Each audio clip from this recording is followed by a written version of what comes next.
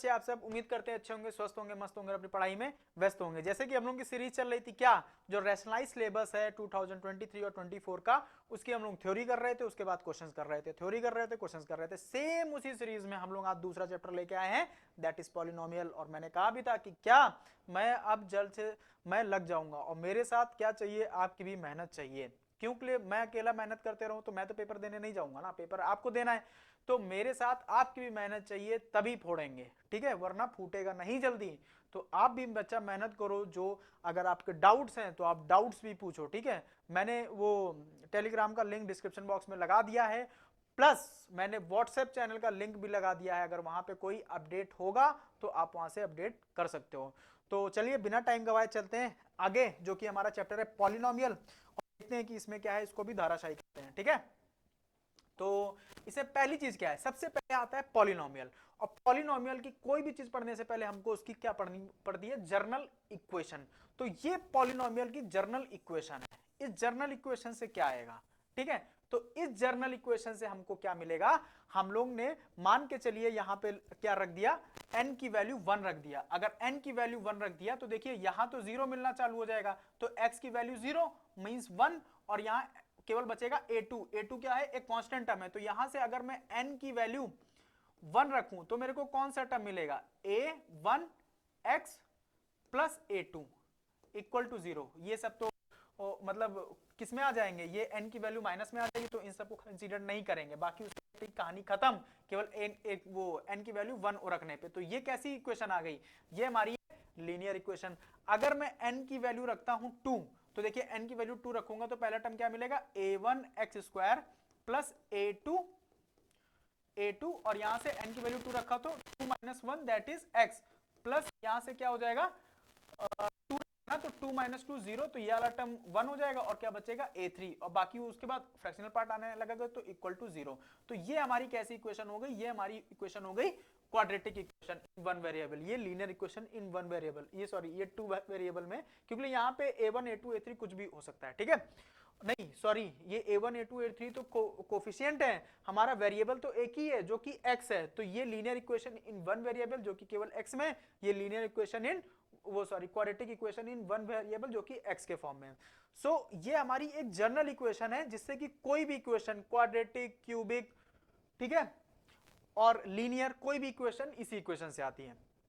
उसके बाद हमारे चैप्टर में क्या है, क्योंकि हम लोग को इस चैप्टर में क्या है वो नहीं देखना है, हम लोगों को ये देखना है कि जो 2023 और 24 के जो रैशनलाइज सिलेबस है, उस सिलेबस के अकॉर्डिंग चैप्टर में क्या है हम लोग वो देख रहे हैं, ठीक है। क्योंकि बोर्ड्स की डेट आ गई है, तो अब हम लोग ज्यादा डिले नहीं कर सकते हैं। तो चलिए देखते हैं आगे। आगे क्या दिया है, ग्राफिक वो interpretation of the number of zeros, ठीक है। अब जहां भी बात किसकी आती है, जीरोस, रूट्स, सॉल्यूशंस, इन सब का मतलब क्या हो गया है कि x की ऐसी कौन कौन सी वैल्यू है जो कि इक्वेशन को सेटिस्फाई करे। मेरी बातों को ध्यान दीजिएगा, मैंने क्या कहा, x की ऐसी कौन कौन सी वैल्यू है, मींस अगर ग्राफिकल रिप्रेजेंटेशन में जाना है तो हमको क्या देखना पड़ेगा कि वो x एक्सिस को, ये जो x एक्सिस होती है ये y एक्सिस होती है, वो x एक्सिस को कोई भी ग्राफ कितनी बार कट कर रहा है या कितनी बार टच कर रहा है, तो जितनी बार भी वो टच या कट करेगा उस ग्राफिकल रिप्रेजेंटेशन के अकॉर्डिंग उस ग्राफ के उतने ही जीरोस आ जाएंगे।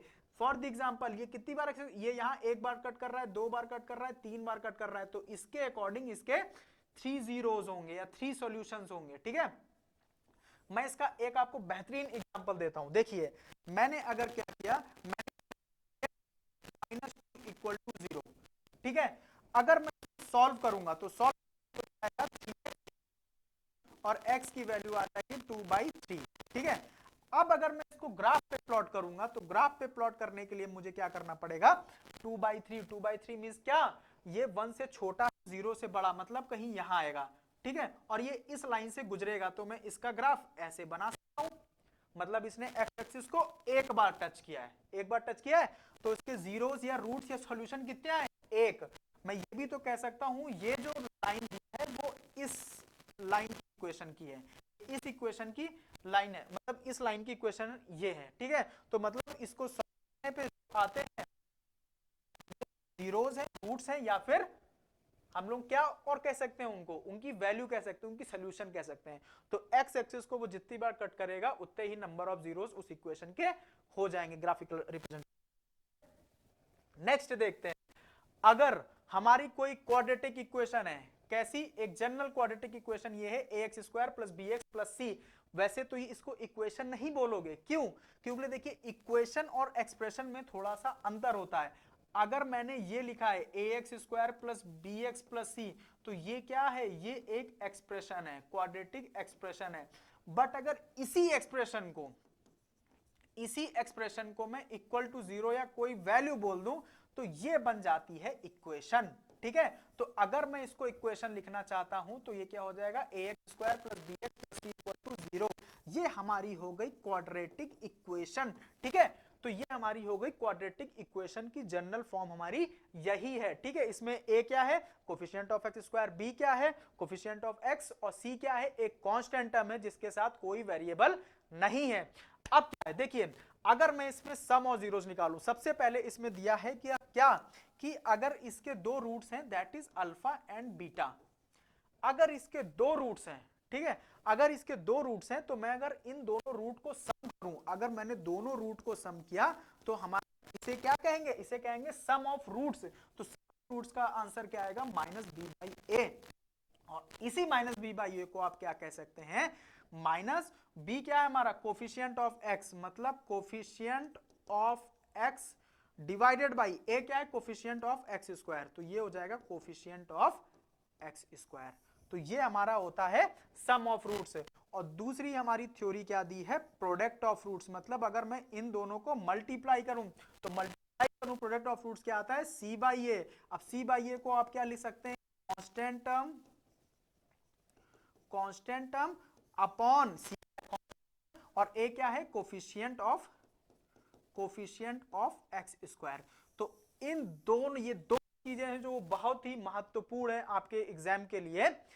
अब लाइफ में महत्वपूर्ण है कि नहीं उसका तो नहीं पता, लाइफ में तो महत्वपूर्ण कहीं नहीं है क्योंकि हम लोग ने सॉल्व इसको लाइफ में कहीं नहीं करते हैं। बट क्योंकि आप अभी 10th में हो, बोर्ड्स दोगे, तो आप ये जो फालतू की थ्योरियां हैं, फालतू की थ्योरियां इन द सेंस जैसे ये थ्योरी होती है single paper of sheet doesn't decide my future, तो ये सब होता है। बट आपको एक लेवल पे जाने के बाद, क्योंकि आप भी जानते हैं बेटा कि जैसे बहुत से लोग क्या कहते हैं कि कॉलेज ड्रॉप आउट हैं तो अब ये करेंगे वो करेंगे, उसकी भी पॉसिबिलिटीज होती है बट बहुत ही कम होती है, क्योंकि हजारों करोड़ों में कोई देखिए एक दो ऐसे होते हैं जो अपना पूरा किसी चीज पे ये रहते हैं कि हाँ अगर मेरे को ये आइडिया आया है तो मैं इस आइडिया को फोड़ूंगा। ठीक है, अगर जैसे आप फेसबुक के मालिक देखिए जो मार्क जुकरबर्ग हैं, उनको ये आइडिया था कि मैं ये कर लूंगा, तब उन्होंने कॉलेज ड्रॉप आउट किया था, ना कि ऐसे ही कि हाँ चलो भाई कॉलेज ड्रॉप आउट कर दिया।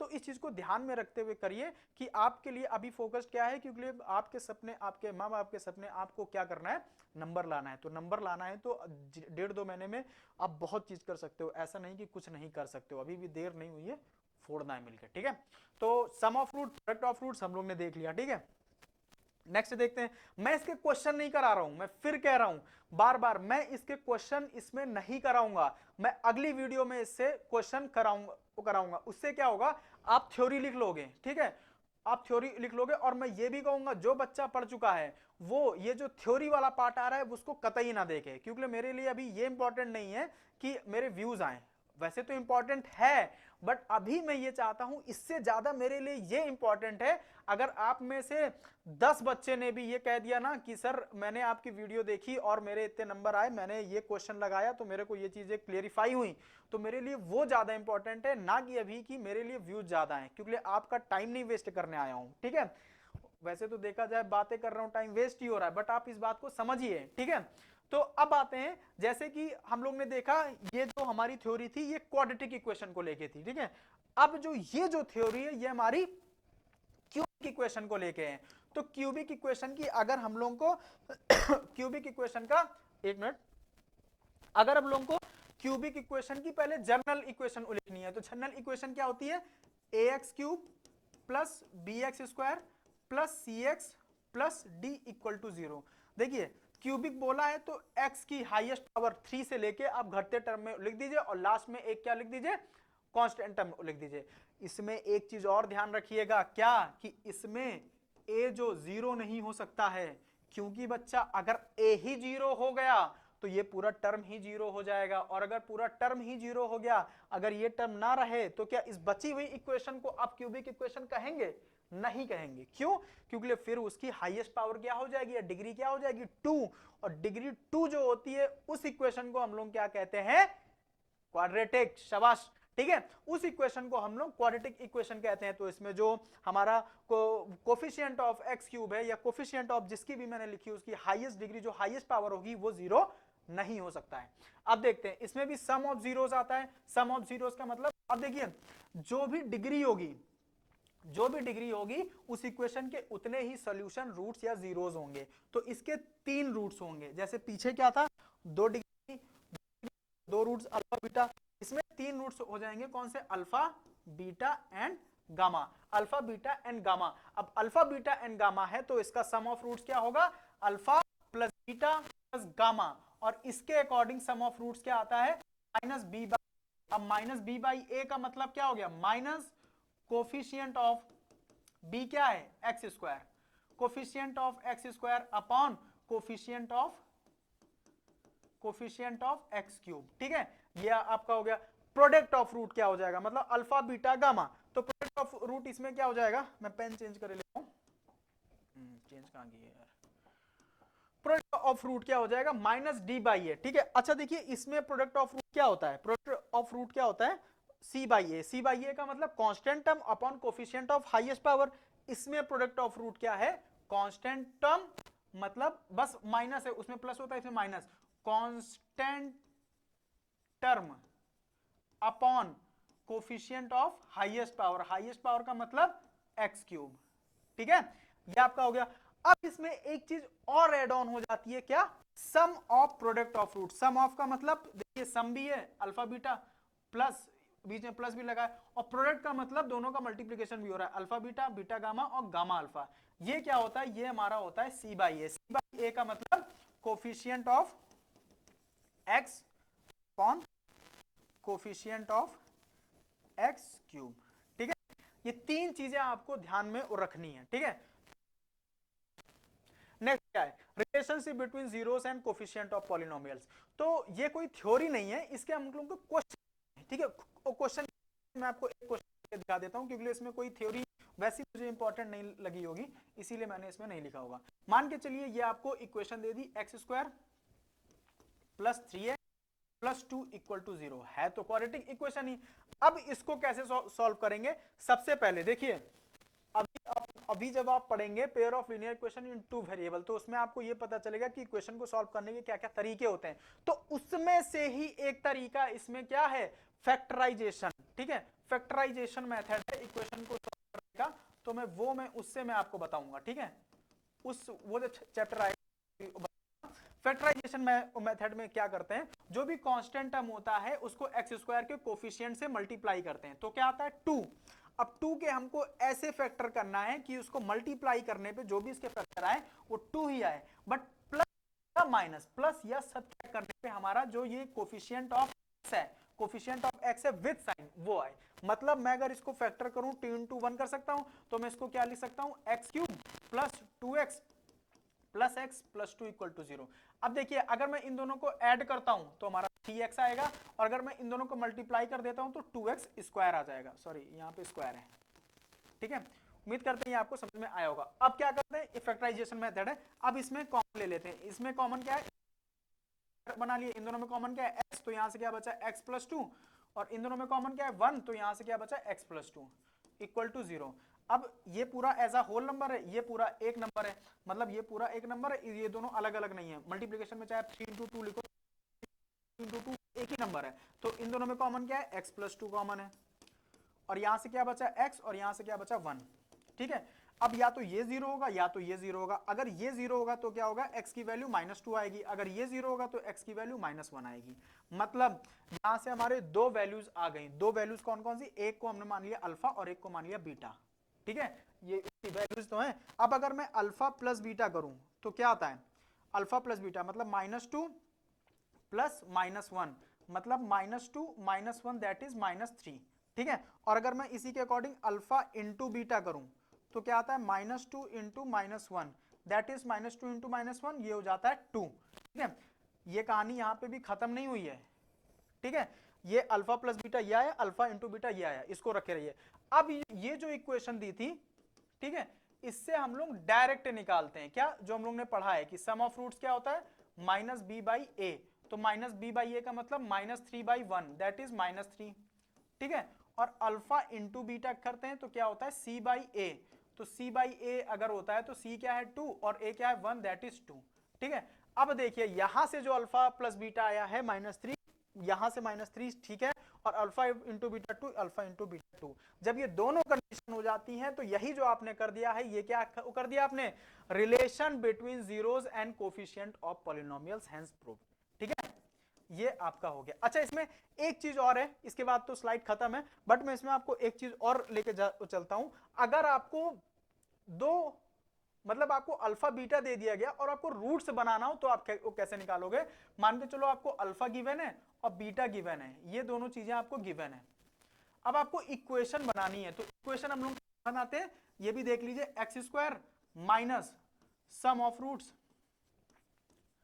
और प्लस प्रोडक्ट ऑफ रूट्स, तो इससे आपकी इक्वेशन बन जाएगी। और इस हम लोग पीछे वाले क्वेश्चन को ही उठा लेते हैं। हमारा क्या क्या आया था, हमारा आया था -2 और -1, तो देखिए मतलब अल्फा दे दिया गया -2 और बीटा दे दिया गया -1।